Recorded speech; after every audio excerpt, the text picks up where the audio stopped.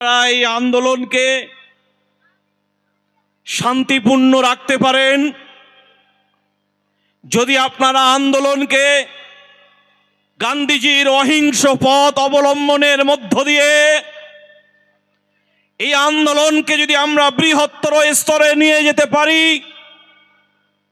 জেনে রাখবেন আমাদের দেশের যে শাসক দল তারা পার্লামেন্টের ভিতরে তাদের সংখ্যাধিক্যের কারণে তারা আইনকে পাশ করাতে পারে, কিন্তু রাস্তার লড়াইয়ে যদি আমরা ঐক্যবদ্ধ হতে পারি, রাস্তার লড়াইটাকে যদি আমরা শান্তিপূর্ণ রাখতে পারি, মোদি এবং অমিত শাহ তারা আমাদের দেশের প্রধানমন্ত্রী হতে পারেন, আমাদের দেশের স্বরাষ্ট্রমন্ত্রী হতে পারেন, দেশের মানুষ শেষ কথা বলবে, দেশের জনগণ শেষ কথা বলবে, দেশের প্রধানমন্ত্রী শেষ কথা বলতে পারে না। কিন্তু আন্দোলন ভাই আমার, যারা বিভিন্ন জায়গায় আন্দোলনের নেতৃত্ব দিচ্ছেন, একটা ন্যারেটিভ তৈরি করার চেষ্টা হচ্ছে যে মুসলমানরা হিন্দুদের বিরুদ্ধে আন্দোলন করছে। এটা বৃহত্তর সমাজকে আমাদের বোঝাতে হবে যে হিন্দু ভাইরা হলো আমাদের সহনাগরিক, তারা আমাদের বন্ধু, তারা আমাদের প্রতিবেশী, আমরা একই সঙ্গে ওঠা বসা করি, আমরা একই বাজারে হাট করি, আমরা বাংলার মানুষ, সাম্প্রদায়িক সম্প্রীতি বজায় রেখে চলি। এটা আমাদের পূর্বপুরুষদের চিরাচরিত ঐতিহ্য। কিন্তু জেনে রাখবেন এই আইনের বিরুদ্ধে যারা লড়াই করেছে, এই আইনের বিরুদ্ধে পার্লামেন্টে যারা বক্তব্য রেখেছে, তার নাম হলো গৌরব গগৈ, তার নাম হলো কল্যাণ বন্দ্যোপাধ্যায়, তার নাম আপনার উত্তরপ্রদেশের অখিলেশ সিং যাদব, কাশ্মীরের এরকম কতজনের নাম বলবো, রাজ্যসভার সঞ্জয় সিং, তারা কিন্তু মুসলমান নয়। ফলে বৃহত্তর সমাজ আমাদের সঙ্গে আছে। তারা পার্লামেন্টের ভিতরে বলেছে, স্পিকারকে সম্বোধন করে তারা বলেছে যে এই আইন কেন বৈষম্যমূলক আইন, আপনারা যে সংশোধনী নিয়ে আসার চেষ্টা করছেন। স্বরাষ্ট্রমন্ত্রীকে তারা বলেছেন, পার্লামেন্টের ভিতরে বলেছেন যে মুসলমানদের আমাদের দেশের যে সংবিধান, আমাদের দেশের যে ঐতিহাসিক সংবিধান, এই সংবিধানে এদেশের ইসলাম ধর্মাবলম্বী মানুষের ধর্মচারণের সুযোগ দেওয়া হয়েছে। তিনি কিভাবে ধর্ম পালন করবেন, তিনি কিভাবে নিজের ব্যক্তিগত জীবনে ধর্মকে ধারণ করবেন, এর নিশ্চয়তা আমাদের দেশের সংবিধান সুনিশ্চিত করেছে। জেনে রাখবেন আমাদের দেশের সংবিধান যখন আমাকে অধিকার দিয়েছে, আমার সম্পত্তি আমি কোথায় দান করব, আমার সম্পত্তি কিভাবে দান করব এবং সেটা কিভাবে ব্যয় হবে, এটা সংবিধান প্রণেতা যারা ছিলেন তারা নিশ্চয়তা দিয়েছিলেন যে ওয়াকফ আইনের মধ্য দিয়ে এদেশের মুসলমানদের দাতব্য চিকিৎসালয়, মসজিদ, মাদ্রাসা এবং খানকার জমিকে রক্ষা করা হবে। এই আইনের কবচ থাকার ফলে আমাদের পূর্বপুরুষরা তারা এই ধরনের দাতব্য প্রতিষ্ঠানগুলিতে তারা জমিদান করেছিল। আজকে আপনার সংখ্যাধিক্য আছে, আপনি জোরপূর্বক এভাবে কেড়ে নিতে পারেন না। এই অবৈধ হস্তক্ষেপ, বেআইনি, সংবিধান বিরোধী, ধর্ম পালনের স্বাধীনতায় হস্তক্ষেপ, সেজন্য পার্লামেন্টের ভিতরে সাংসদরা বলেছেন স্বরাষ্ট্রমন্ত্রীর কাছে, স্পিকারের কাছে যে এই আইন বৈষম্যমূলক আইন, এই আইন ভারতবর্ষের সংবিধান মান্যতা দেয় না। ফলে যারা লড়াই করছেন, সংগ্রাম করছেন, আমি তাদের কাছে অনুরোধ করব এবং বৃহত্তর হিন্দু ভাইদের কাছে অনুরোধ করব, আমাদের সঙ্গে দলিত ভাইয়েরা আছেন, আমাদের সঙ্গে কলকাতায় আমরা বিগত কয়েকদিন আগে মিলিত হয়েছিলাম, খ্রিস্টান সম্প্রদায়ের প্রতিনিধিরা আছেন আমাদের সঙ্গে, তারা আমাদের সঙ্গে একাত্মতা বোধ করেছেন, তারা বলেছেন আপনারা লড়াই করুন, আপনাদের লড়াইয়ে আমরা পাশে আছি, আমরা থাকবো আপনাদের লড়াইয়ে। এই লড়াই শুধু আপনাদের একার লড়াই নয়, তারা বলেছেন এই লড়াই দেশের সংবিধান বাঁচানোর লড়াই, এই লড়াই দেশের ধর্মনিরপেক্ষ সংবিধানের কাঠামোকে বাঁচানোর লড়াই। এই লড়াইয়ে ঐক্যবদ্ধভাবে শান্তিপূর্ণভাবে এই লড়াইকে এগিয়ে নিয়ে যেতে হবে। সব স্তরের মানুষকে ঐক্যবদ্ধ করতে হবে, সমস্ত রাজনৈতিক দলের নেতাদেরকে সাথে নিতে হবে, ধর্মীয় মাযহাবের গণ্ডিকে উপেক্ষা করে সব স্তরের মানুষকে সাথে নিয়ে ইনক্লুসিভ মুভমেন্টের একটা রূপরেখা তৈরি করতে হবে। আমি সকলের কাছে অনুরোধ করব, এই আন্দোলনে কোনো প্রকার প্ররোচনা নয়। আন্দোলনে মুসলিম পার্সোনাল ল বোর্ড যে গাইডলাইন, যে রূপরেখা, যে নির্দেশনামা পাঠিয়েছে, আপনারা সেই নির্দেশনামা, সেই রূপরেখাকে অবলম্বন করে আপনারা এই আন্দোলনকে এগিয়ে নিয়ে যান। অনেকেই বলবেন যে আইনে পরিণত হয়েছে, সংসদের উভয় কক্ষে এটা পাশ হওয়ার পরে রাষ্ট্রপতি এতে স্বাক্ষর করেছেন, অতএব এটা অ্যাক্টে পরিণত হয়েছে, এই আইন আর প্রত্যাহার হয় না। আমি সেই সমস্ত বন্ধুদের কাছে বলছি, আপনারা জানেন কৃষি যে আইন এসেছিল, সেই আইনের ফলে আমাদের দেশের কৃষক ভাইয়েরা লড়াই করেছেন, সংগ্রাম করেছেন। তারা একদিনের আন্দোলনে থেমে যায়নি, তারা গান্ধীজির অহিংস পথকে অবলম্বন করে তারা দীর্ঘদিন রাস্তায় থেকেছেন, তারা শান্তিপূর্ণ আন্দোলন চালিয়েছেন। সেই শান্তিপূর্ণ আন্দোলনের কাছে ব্যাপক সংখ্যাগরিষ্ঠতা থাকার পরেও নরেন্দ্র মোদীর নেতৃত্বে যে সরকার চলছিল, সেই সরকার কিন্তু সেই আইন আবার পুনরায় পার্লামেন্টে বসে তারা সেই আইনকে প্রত্যাহার করতে বাধ্য হয়েছে। আপনারা যদি ঐক্যবদ্ধ হন, আপনারা যদি লড়াইয়ের হিম্মত তৈরি করতে পারেন, আপনারা যদি আন্দোলনকে শান্তিপূর্ণ রাখতে পারেন, এই আন্দোলনকে যদি আপনারা দিল্লি পর্যন্ত নিয়ে যেতে পারেন, ঐক্যবদ্ধ পরিস্থিতি এবং রূপরেখার মধ্য দিয়ে, শান্তিপূর্ণ আন্দোলনের মধ্য দিয়ে যদি আপনারা এই আন্দোলনকে এগিয়ে নিয়ে যেতে পারেন, দেখবেন যারা আজকে বড় বড় কথা বলছে তারা এই আইনকে প্রত্যাহার করতে বাধ্য হবে, এই আইন তারা আবার পুনরায় সেটব্যাক করতে বাধ্য হবে। এই লড়াই যদি গণতান্ত্রিক পদ্ধতিতে হয়, এই লড়াই যদি সংবিধানকে বাঁচানো এবং অস্তিত্বের লড়াইয়ে যদি আমরা সেটাকে সামনে রাখতে পারি, এগিয়ে যেতে পারি, তাহলে দেখবেন নিশ্চয়ই আমরা সফল হব। অনেকেই এই আন্দোলনের ভিতরে বিভিন্ন পোশাকে প্রবেশ করতে পারে, কিন্তু যারা দায়িত্বশীল ভাই আছেন আমি তাদের কাছে অনুরোধ করব, অনেকেই হয়তো আবেগের বশে, আপনারা সোশ্যাল মিডিয়ায় দেখছেন যে কোনো আন্দোলনের মিছিল হচ্ছে, সেই মিছিলে অন্য কোনো ধর্মাবলম্বী ভাইয়ের পতাকা লাগানো গাড়ি ঢুকিয়ে দিতে পারে। আপনাদের দায়িত্ব হবে সেই গাড়িকে সুরক্ষা দিয়ে সেই মিছিল থেকে বার করে দেওয়া। ঠিক বললাম না ভুল বললাম? বলেন, উত্তর দেন হাত তুলে, ঠিক বললাম না ভুল বললাম? তাহলে দায়িত্ব আমাদের তো নাকি? এদেশের সম্পত্তি কাদের? আমাদের। বলেন, উত্তর দেন, এদেশের সম্পত্তি কাদের? এদেশের পুলিশ প্রশাসন কাদের?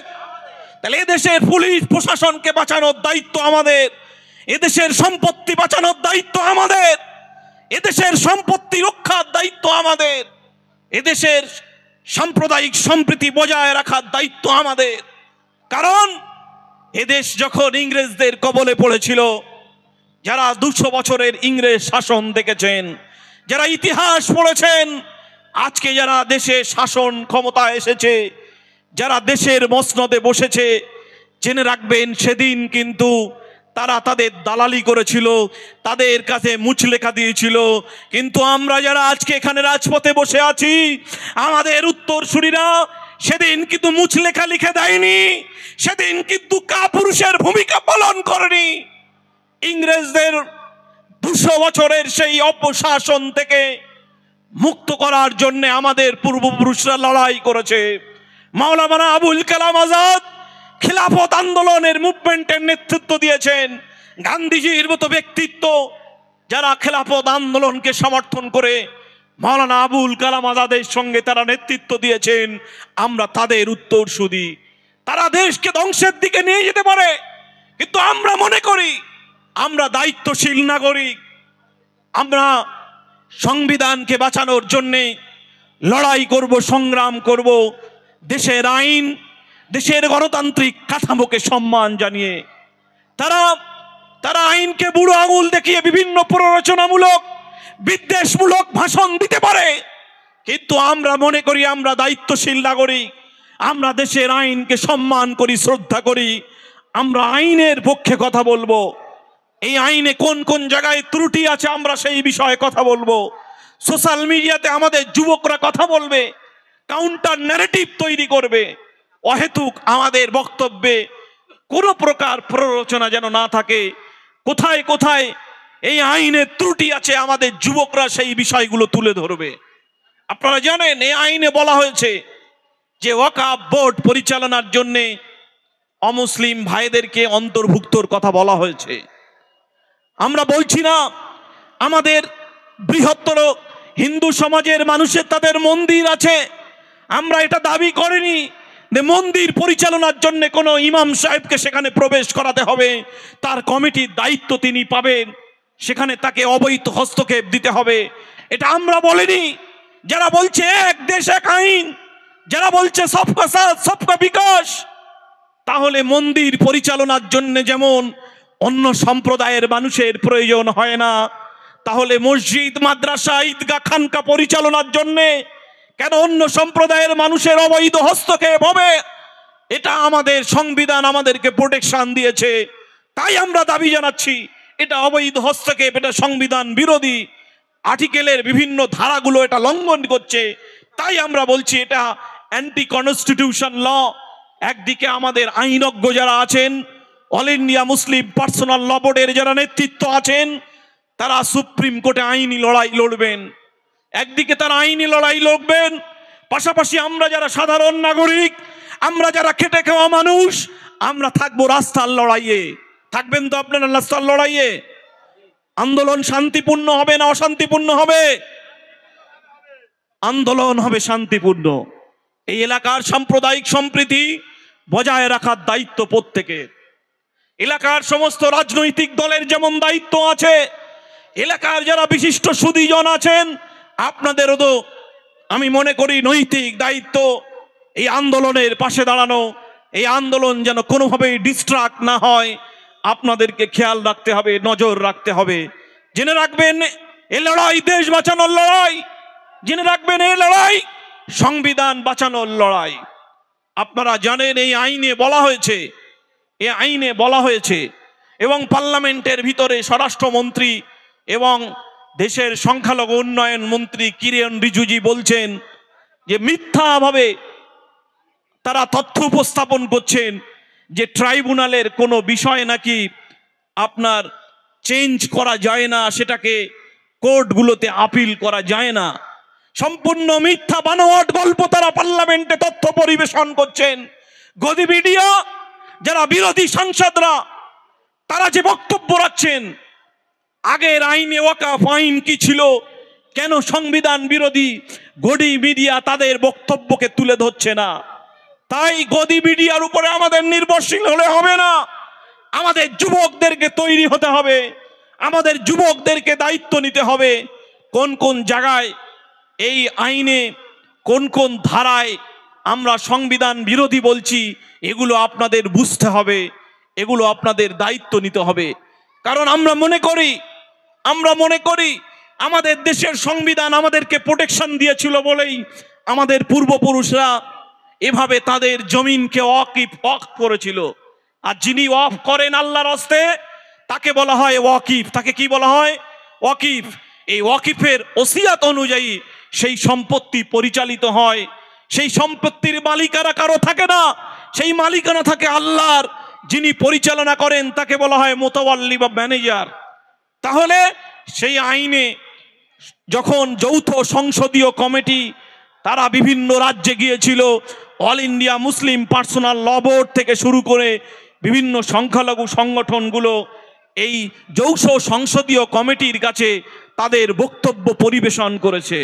তাদের বক্তব্যকে, তাদের দাবি, তাদের ডিসেন্টকে, তাদের মতামতকে উপেক্ষা করে সম্পূর্ণ সংখ্যাধিক্যের জোরে তারা এই আইন পাশ করিয়ে নিয়েছে।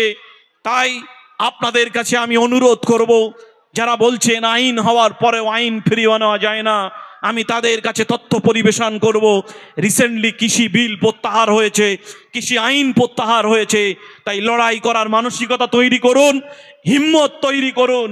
এ লড়াই হিন্দু সম্প্রদায়ের মানুষের বিরুদ্ধে লড়াই নয়, হিন্দু সম্প্রদায়ের বৃহত্তর সমাজের মানুষ আমাদের সঙ্গে আছে।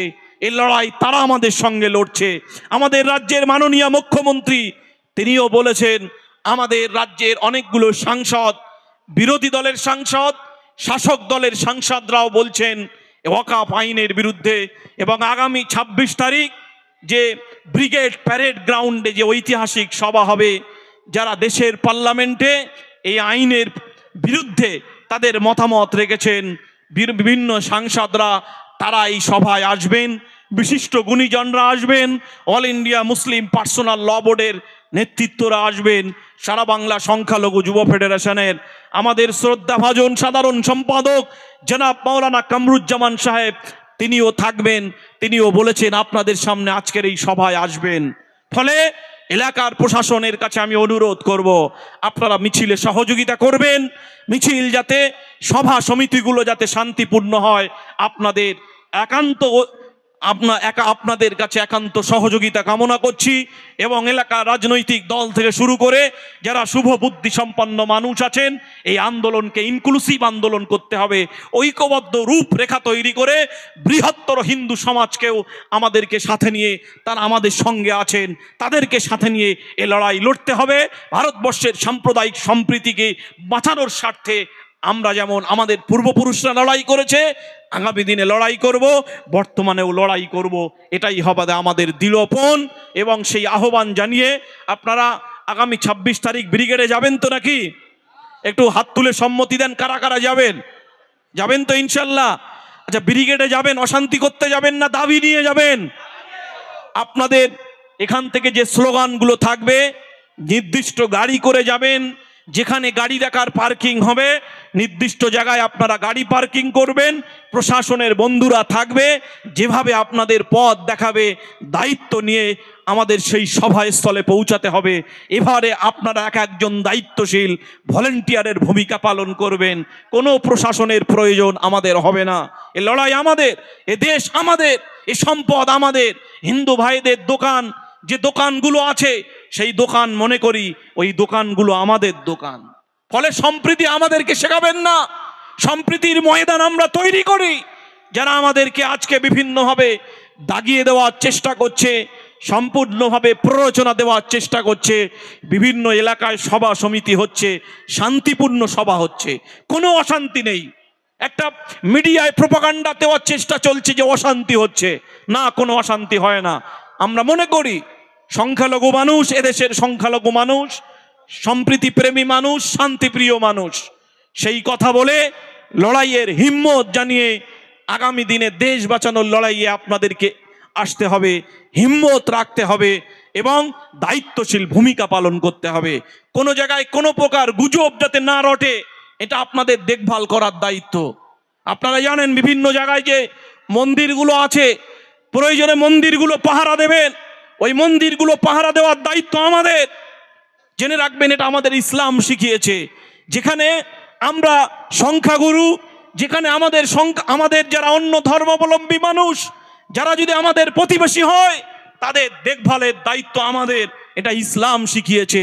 ফলে এই আদর্শ আমরা প্রিয় রসুলের কাছ থেকে পেয়েছি। এই আদর্শ আমাদেরকে শেখাতে হবে না, এ দায়িত্ব আমাদের। ফলে যারা প্ররোচনা দেওয়ার চেষ্টা করছে, কোনোভাবেই প্ররোচনায় পা না দিয়ে এই আন্দোলনকে শান্তিপূর্ণ রেখে ঐক্যবদ্ধ আন্দোলনের রূপরেখা তৈরি করতে হবে। এবং অল ইন্ডিয়া মুসলিম পার্সোনাল ল বোর্ড যে গাইডলাইন দিয়েছে, সেই গাইডলাইনকে সামনে রেখে আমরা এই লড়াইকে এগিয়ে নিয়ে যাব। এবং আগামী 26 তারিখ যাওয়ার আহ্বান জানিয়ে আমার সংক্ষিপ্ত কথা শেষ করছি। এবং সংগ্রামী অভিনন্দন জানিয়ে যারা এই সভা আয়োজন করেছেন, যৌথ মঞ্চ, আপনাদের সকলকে হার্দিক অভিনন্দন জানিয়ে আমি আমার কথা শেষ করছি। আসসালামু আলাইকুম।